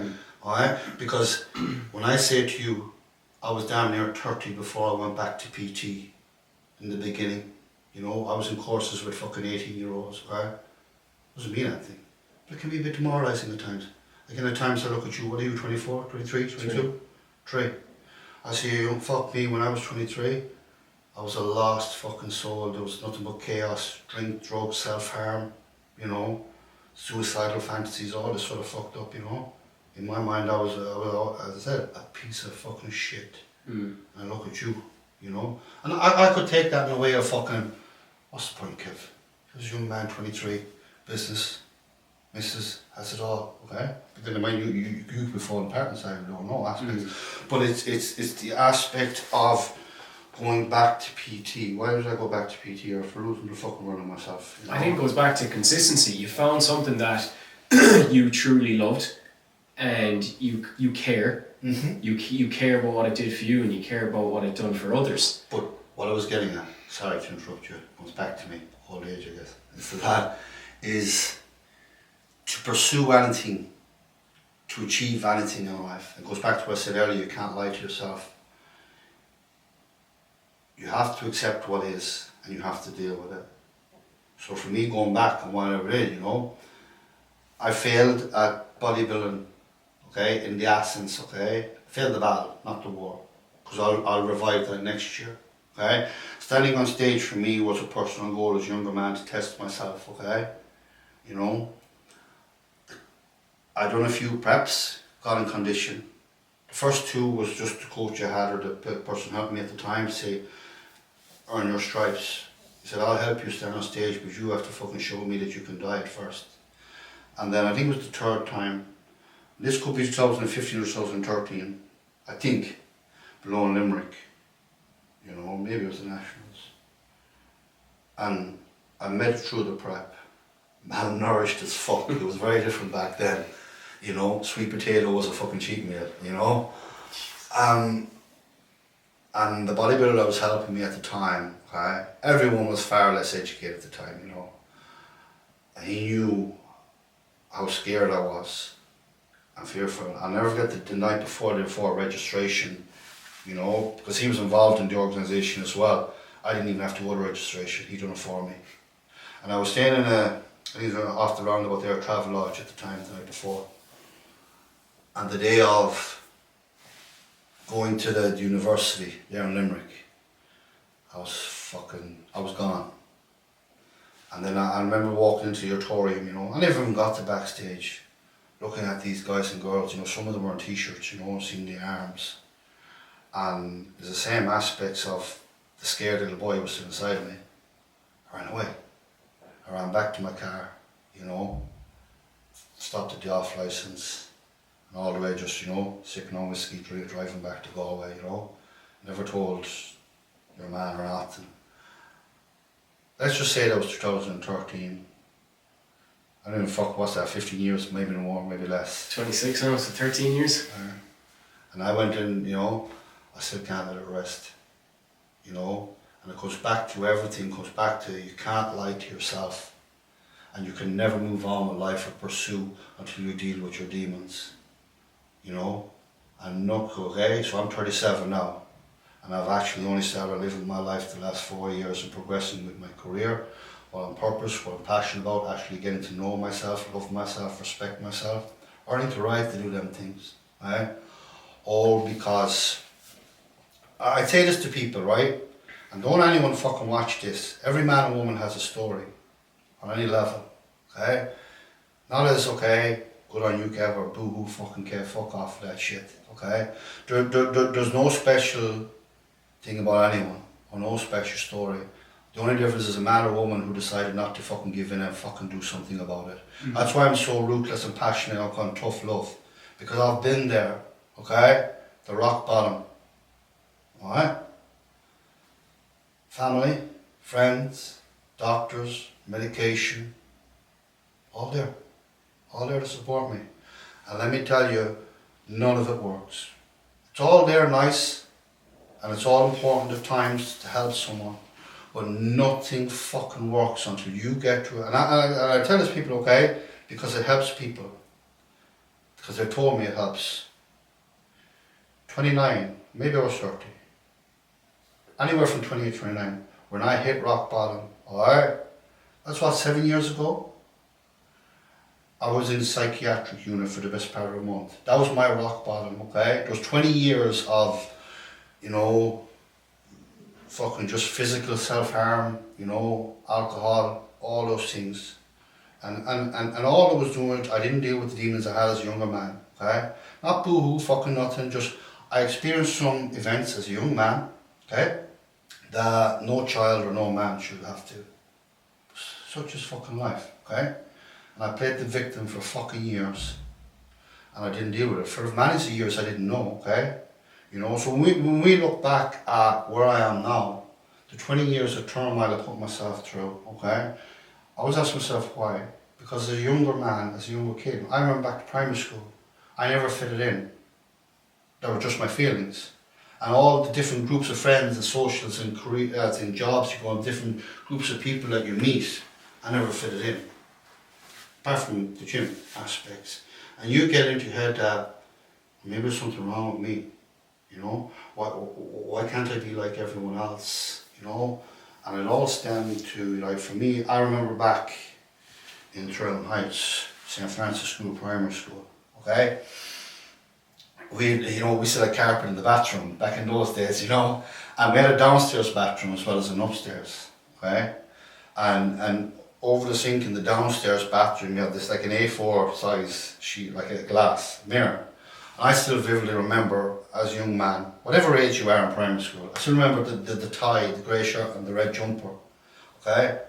I would vividly beat myself in that mirror. You would catch your face and just squeeze, you would punch yourself, and as a young man, a fucking child, why, and that led to years of just physical harming yourself, okay, and then secondary school came and I found blades, the razor blades. I'll never forget, because you're trying to release this anxiousness, this venom inside you, this fucking pain. So I was such an angry fucking child, young man, and going through physically harming yourself wasn't enough then. And I don't know what possesses a young man to do this or what made me think of it. I took the blades out of the back tree or whatever my father was shaving. And then I started cutting myself with that, because that was the next level of release, And then a few years down the line, on top of that, you found alcohol on top of that. I'll never forget, I would have had a mouthful or two of your father's can or something before that, and think, ugh, 6 cans of Budweiser, And we went back to an abandoned house in one of the estates, you know. Could have been a Halloween night or whatever, you know. I'm assuming I was 14, maybe at this time, you know. And that was the first time, because the physical harm never brought me away from reality. Alcohol, as I said to you, the full can. I might have had maybe fucking probably 4 mouthfuls, no, you know. And it was my first sense of escapism from my reality. I couldn't get enough of it. I couldn't get enough of it. And that continued all the way through. I never socially drank in my life. You know, it was always drink to just incapacitate yourself. Many young men do that anyway, you know. But me, it was always that, you know. And that led to then going to Australia, you know. Because I never finished my trade in Ireland, you know. That's a different story. And I went working with the likes of coffee and that sort of stuff in construction. My father fucking, you know, I could deal with my father getting angry with me. I could deal with my father, he never did much, giving me a thump. You know, your parents are disappointed in you. Fuck, that's hard to take, you know. And because I'd given up a trade, you know, they just wanted the best for me in life, you know. And then I went to Australia, which again was still, you see, everything is running away from the problem. Okay, and I went to Australia then, okay, and it's the same thing, my drinking continued over there. Now Australia started taking me away from the weights. So now I had no release because the alcohol all the time. But I could always go back to a few times a week, my sanctuary of the weights. Now that I was taken away from Australia and the drinking, profound, you know. And along with that, the insecurities, the unknowns, the living, is this all there is to life? Drink, smoke, like what was deemed to me as life, I couldn't understand. You know, 12 or 13 we got my first job, blowing crags in a fucking tractor factory, a garage. And again, you know, Jimmy, God bless him, you know. Again, a man I have a lot to thank for because he taught me the values of just fucking hard work. I would say a tractor factory, I was in there doing the dog's work. But then I'd be out fucking sowing fucking cabbages and carrots and picking stones in the field, you know, or digging a floor out of an old house. And that's a matter of no mercy, you know. I could dig that floor to the best of my ability and break my back. It wasn't good enough. Why haven't you ever done yet? Okay? Taught me valuable things. And then led on to construction. And I'm so grateful for that environment because it's taught me so much. I want to be a blue collar fucking man. Hard working endeavours of you put your family first and others first. You smoke, you drink and you work fucking hard, but you don't talk about your emotions. You know, that was the only downfall, okay? And I'll never forget because I was doing the leaving cert applied at the time, so again, what turned into you do 1 day work experience, you know, then I do 2 days. I think the last fucking 6 months of school, you know, I was only doing 2 days of school and the rest I was out in fucking building sites, you know. But I learned nothing in school, but you couldn't teach me. I learned valuable lessons in those building sites, valuable lessons, okay? Well, I'll never forget the feeling of, that's it. You know, you go get a trade, you work in construction, you smoke and you drink. You find yourself a missus, you know, and you marry her and then you get married to the bank. Now just wait to die. That was my conception of life because everywhere around, I remember looking at my mother and father, which I have immense respect for because as I said, I never went hungry. I always had a coat on my back and a dry bed and a roof over my head. So therefore my father doing his job, and I have immense respect for him for that, whilst doing a job that I'm sure didn't fucking tickle his bollocks, you know, he don't really have to. I look at my mother, you know, and endured the job that she had to, you know, hopping on the bus, getting the bus to work every morning, enduring the 9 to 5 and then raising a family. Immense respect, you know. But I remember looking at their lives saying, and many around me saying, I might as well be fucking dead or in prison, you know.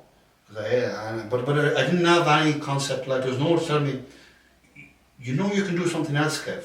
You know, there's no one. And that compounded the self-harm and all the insecurities which probably led into a sense of depression. And then to fast forward, I went to Australia. And then I was working on construction and working on these things I had no fucking interest in. And I had no correlation to the lads. Fantastic people. But I was talking about. I couldn't relate to them, you know.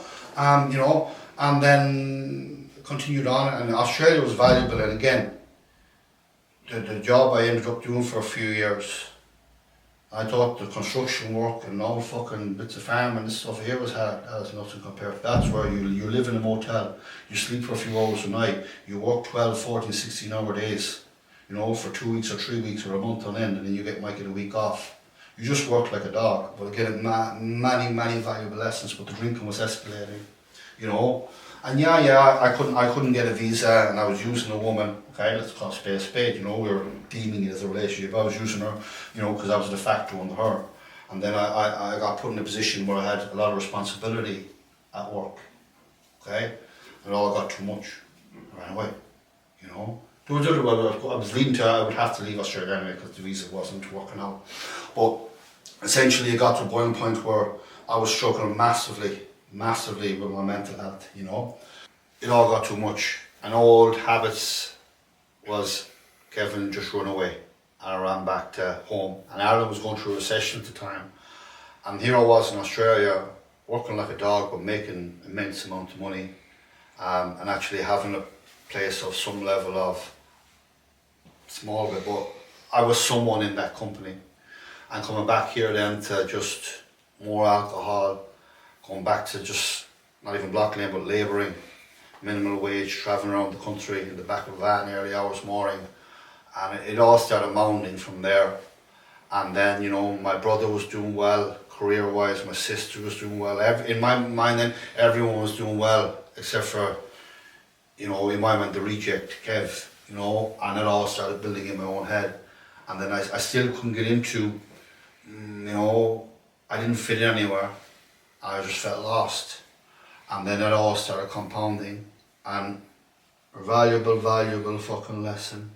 At this point, after a couple of years of labouring and the drink, I then decided to say, I'm going to go back and do my studies. And I started and I went back, and one of the studies then I met a woman who was my tutor as well at the time. I was low now at this stage, struggling with everything in life. And the depression was getting higher, whereas it was getting to the stage now I found it hard to go a day without alcohol. Again, the numbing effect and the escapism. And this woman then, after I'd finished my course, we started texting. I put her on a pedestal. I couldn't believe this woman had any fucking interest in me, because in my mind I was a useless piece of shit and struggling just to get through the day. And we started dating a bit after that. And the valuable lesson was and one thing I'll never ever fucking do again, is veer off my purpose and my passion and my goal to please someone else. Because that was a fucked up relationship anyway. And it wasn't a relationship, you know. I ran after her around the country like a fucking puppy dog. And I'm no relationship expert or anything, but I would say for most men and most females that a man that gives up his own journey, his purpose to make you happy or run after a female, she won't stay with you, she won't even fucking respect you. Why the fuck should you? You don't fucking respect yourself. And I have a lot to thank for her, because eventually I knew it was coming, but it wasn't until she said the words, "This isn't working out." And I'll never forget where it was. That was the last straw that broke the camel's back. The 20 years of pressure, the self-harm, the alcohol, the depression, the anxiety, the everything. That one night in Sawtell when we broke up, she said the words, and I'll never forget it. I've still never experienced anything like it. That was it, kaboom. Everything, just this numbness came over me, and it was the first time in my life I was fearful that if I was left alone, what I would do to myself. And it was like an outer body of experience. I can't still explain to this day what the feeling was. And this is where one person can change everything in your life. My flatmate at the time, he could see through me that I was struggling and I was deteriorating. Them last 2 years is what allows me to endure anything in life now, because I can't think of anything worse than those last 2 years, okay, of what I was putting myself through and dealing with. But I'm immensely proud of it now, because again, I still held up a job, I still held up certain aspects while breaking, and eventually I broke after that night in this hotel. And he was the first man I went to, and without saying a word, he saw the state of me. He put two and two together what would happen, because he knew what was going on. And then I said a word, And it was the first time I went down to my fucking knees in front of another man and said, I can't do this anymore, I need help. Alright? And I wasn't even, your emotions said you're not even fucking crying, I was dead inside. It's like the internals of me just went kaboom, I couldn't take anymore, I broke. As I say, went down me. And he brought me down, him and his good missus at the time, into the psychiatric unit, in Galway. And that's, to condense it down, I spent the best part of a month in there. That's when I was at my lowest. I still have some of the stuff at home from my time in that hospital. The stuff I was writing on paper, the way I was speaking to myself. Like, it still sends chills down me now. Like, fucking hell. Second or the third night, and if you want to call it epiphany, there's a moment in every man or human's life, I think, that changes everything. A fucking epiphany moment, a light bulb moment, a stone cold kick in the balls realisation. The second or the third night in that psychiatric unit, there's like a ward. I had 4 beds here, and then you have a bathroom, and then you have 4 beds in the next ward. And I was stationed near the nurse's station. And every night, when the lights would go off around 10 or half 10, I would sit outside their door, the nurse's station, up against the radiator, because I was fucking petrified to be alone. Because the nights I used to walk the street of Galway with my bottle of whiskey or whatever, because I couldn't sleep. The last 4 months when my sleep started deteriorating and going, I was fucking psychotic. I wasn't even thinking straight. And I used to deal with that with alcohol and walking the streets of Galway at night. You'd pass out for a couple of hours, but I couldn't deal with the voices that were going on in my thoughts in my head. And at night then I would beg the fucking nurses, please, just let me sit here. Because I was scared to go into the bed by myself with my own thoughts. But on the second or third night, I'll never remember that, one of the good nurses, I owe fucking basically my life to her nearly at this stage. She put me to bed. And obviously, drugs and everything, they give you stuff to help you. And I was looned for these things. I don't know how long I was laying in the bed, but I got up and I went into this bathroom. Now you can imagine in the psychiatric unit, this bathroom between fucking 8 beds, 4 on this side, 4 on it, it wasn't the most hygienic of places. And I remember I was just sobbing. I was alone, I was scared, and I was the lowest of the low at this point. And I remember rushing between the toilet and the wall. You know, so this just piss of shit with the fucking floor, and there's the toilet and the wall, and I reversed in and I sat down there. Like a fucking little fucking cub lost in a fucking Serengeti and shivering with fear. That's how I felt. And I don't know how long I was sitting there just sobbing. No one can. And that was the moment that changed fucking everything. Because I think I know subconsciously the reason I went and sat down in that bathroom and sat there is I wanted the nurse. I wanted someone to come and put their hand on me and lift me up and bring me back to bed and tell me everything was okay. Subconsciously, I think that's what I was looking for. No one can. And I could have been there for 20 minutes or 3 hours, I don't know.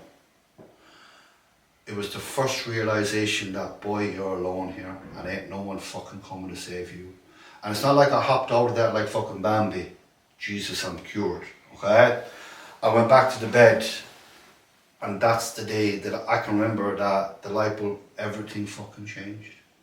Yeah, I still spent 2 or 3 weeks in hospital after that, you know, but everything changed into realisation that no one's coming. And literally in the psychiatric unit of a piss shit written fucking floor, beside a fucking toilet in the dead of the night was my low point.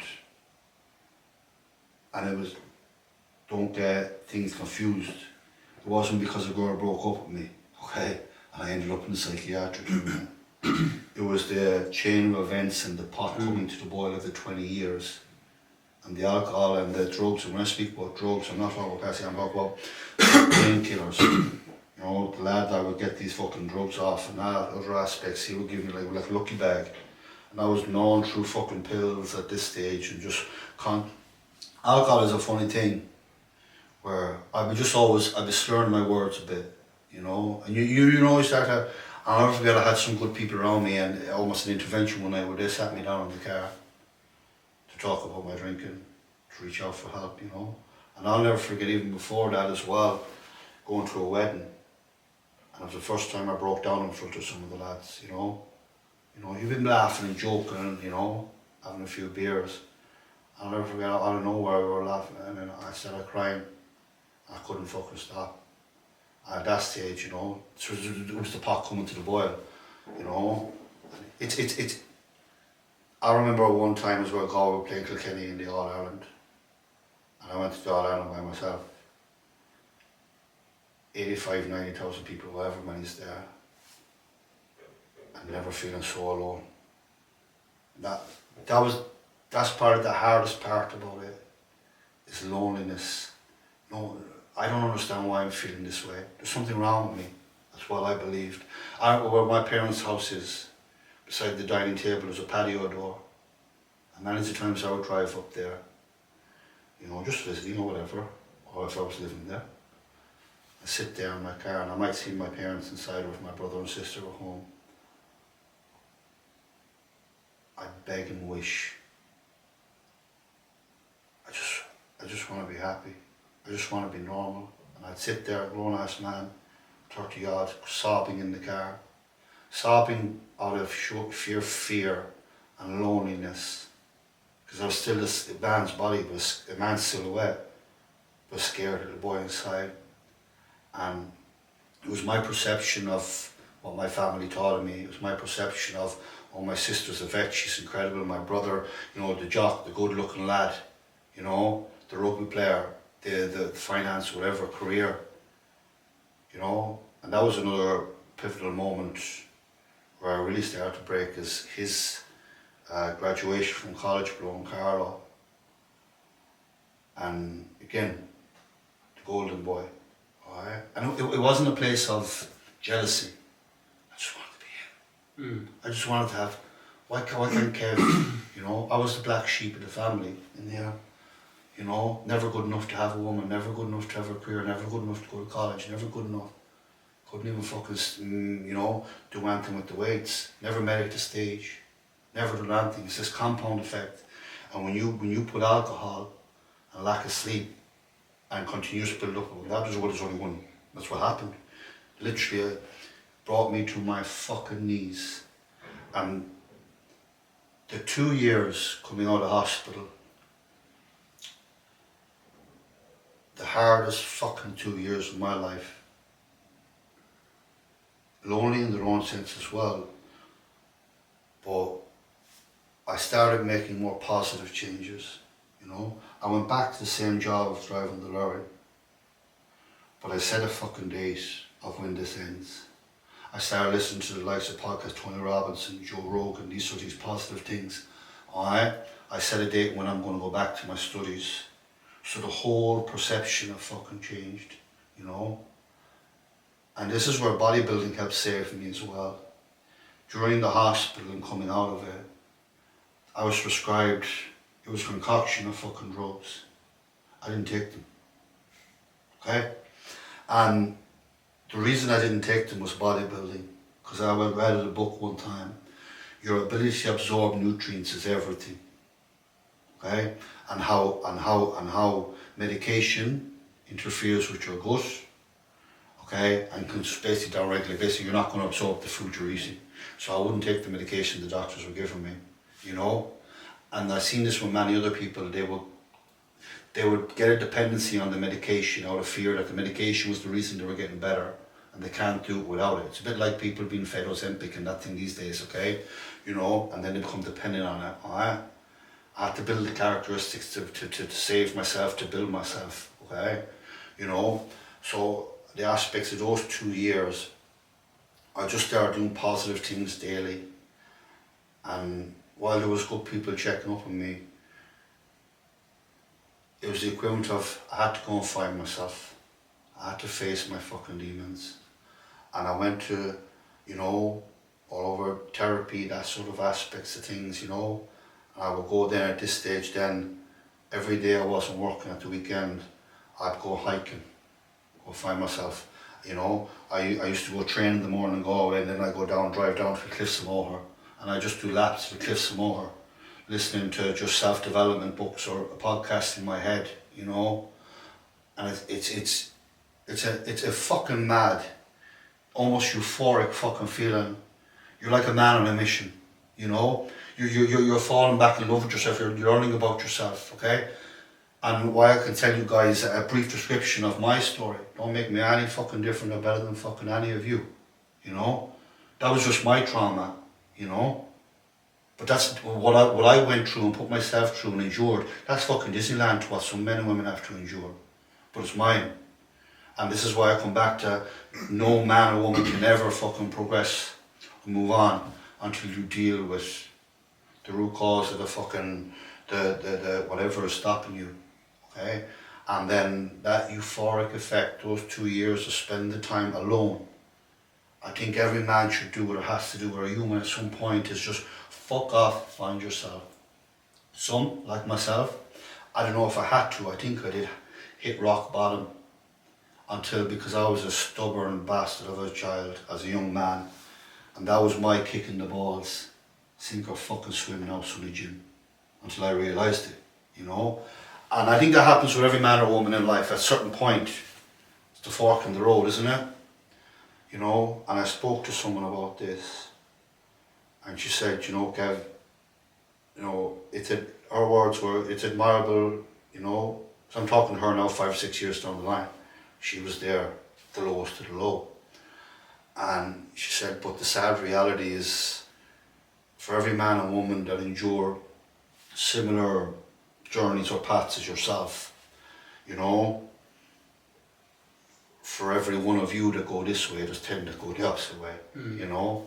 And it is, that's where you have that pivotal moment, that fork in the road where you, okay, it is what it is. You decide. Accept it. I had to accept, okay? I couldn't do it anymore. I needed fucking help.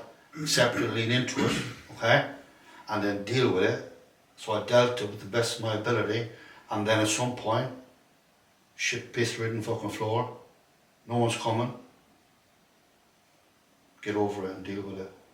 And get the fuck on with it. And that's what I done for the 2 years, is I got the fuck on. When I went back, I done the studies, you know, I left the job. I started back in, you know, leisure centres, you know, cleaning fucking jacuzzis and the fucking piss shit ridden fucking, you know, bathrooms and the saunas and all that. Yeah, it's not a fucking, it might look nice on the daytime, it's a fuck not, you know, hoovering floors, you know, as a 30-year-old man or a 29-year-old man, you know, doing jobs with kids, you know, while there was men and women my age starting families.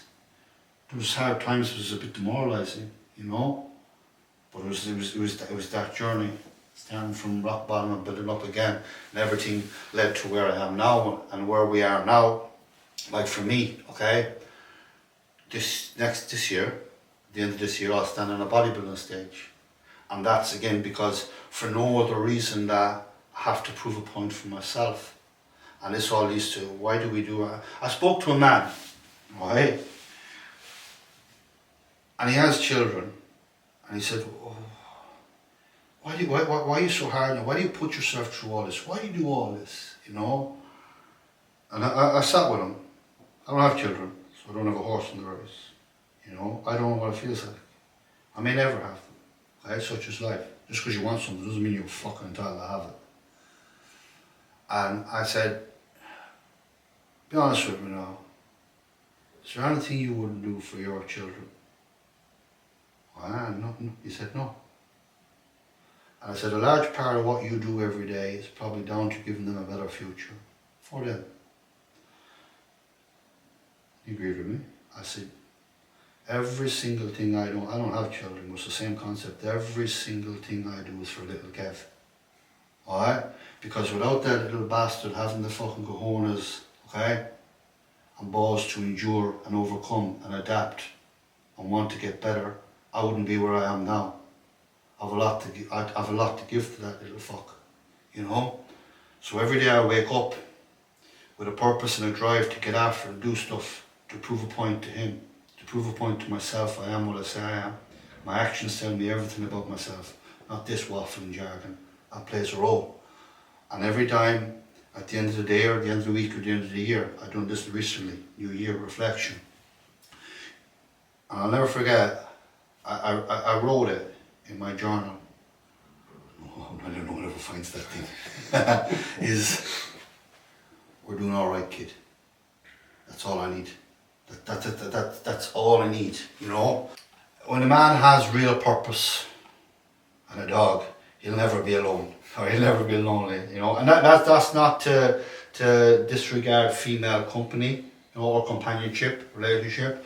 I'm fully aware of the incredible attributes and assets a good woman has to a man, you know. For a lot of aspects, you know, for a lot of us men, you know, you're sort of hardwired, that sort of, you know, build, protect, provide. Me man, testosterone fueled, just fucking get up and get after it. A lot of the times a good woman will help that sort of yin and the yang. I know I'd probably be, there's no probably about it, I'd be a better coach, a better man with the aspects of having a good woman in my life, you know, outside of the mother, you know. So again, it's not that I'm deterring women or anything, okay, or that I'm a man, I don't need anyone, you know. But it's that aspects of that, you know. But that's sort of like the story full circle, you know. As it's never too late, you know. And the semicolon, okay, where your story is just you know, just a It's not a full exclamation mark. It's not the end. This is where I think people go wrong. If you choose it not to be, because no matter what point you get to, you know, people put it into their fucking head, you know, the easiest thing to do is to stay in the situation, okay, alright, because again, change is scary, but it's getting into fucking people's heads that no matter what you go through or what matter you're going through, you gotta get to that point where, what am I going to do about it? And you realise the more and more you do or don't do in life, the if, the buts, the maybes, every fucking scenario you put in your head, it doesn't come true. It's a crock of shit. It's that famous saying, you know, reality is not your thoughts and your thoughts is not reality, you know. It's like, you know, changing a job, changing a career. You're worried about what people will say, what people will think, from your partner to their fucking in-laws to your mutual friends to your family to your, you know, who gives a fuck, you know? Like, you know, right down to fucking staying or going away from toxic relationships. No one gives a fuck. And the thing is, if you ruffle a few feathers and upset a few people, you know, a year later, you know, so what? So the fuck what, you know? And it all comes back to, remember, you must fucking die, you know, and that ain't gonna fucking change. And you have one aspect, and as I say there, well, I do everything for his little Kev. And that's not because I'm not fucking resolved some little issues. I've many issues that are resolved in continuous work. I'm a massive fan of therapy, massive fan of it. But you gotta find the right therapist for you and the right sort of click. And it's going into therapy with the mindset of, I'm going there to speak with an expert to help me understand my thoughts, which help me control my emotions. Not that there's something wrong with me, not that I'm going to you because you're a therapist and I expect you to fix me.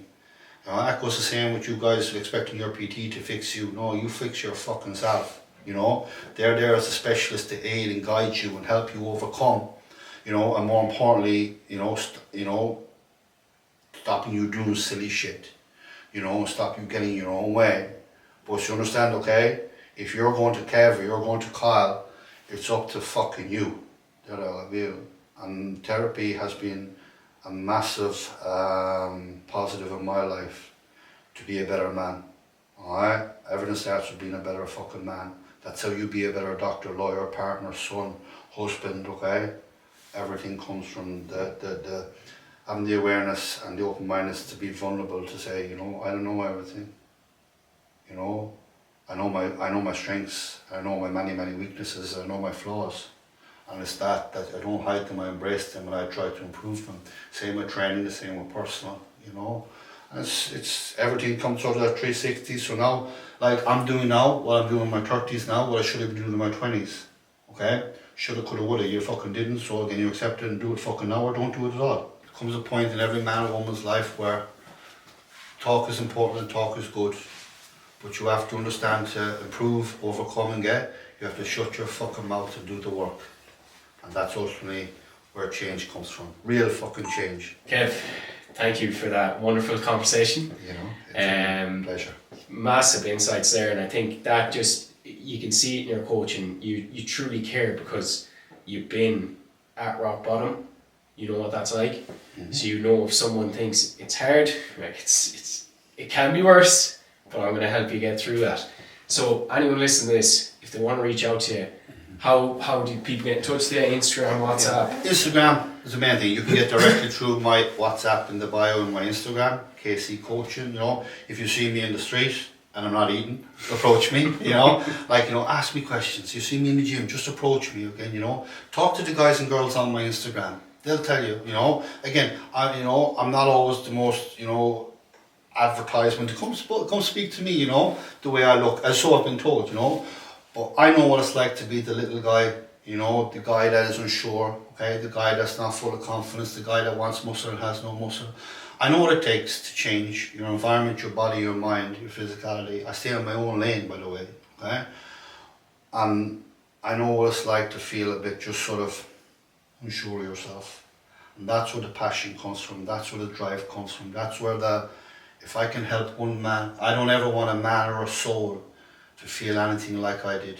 And if I can help someone be a bit fucking leaner, stronger, faster, or just help someone. That could be sitting down having a pint or a coffee. That's my purpose in life. We get there, we get there. Kevin, thank you.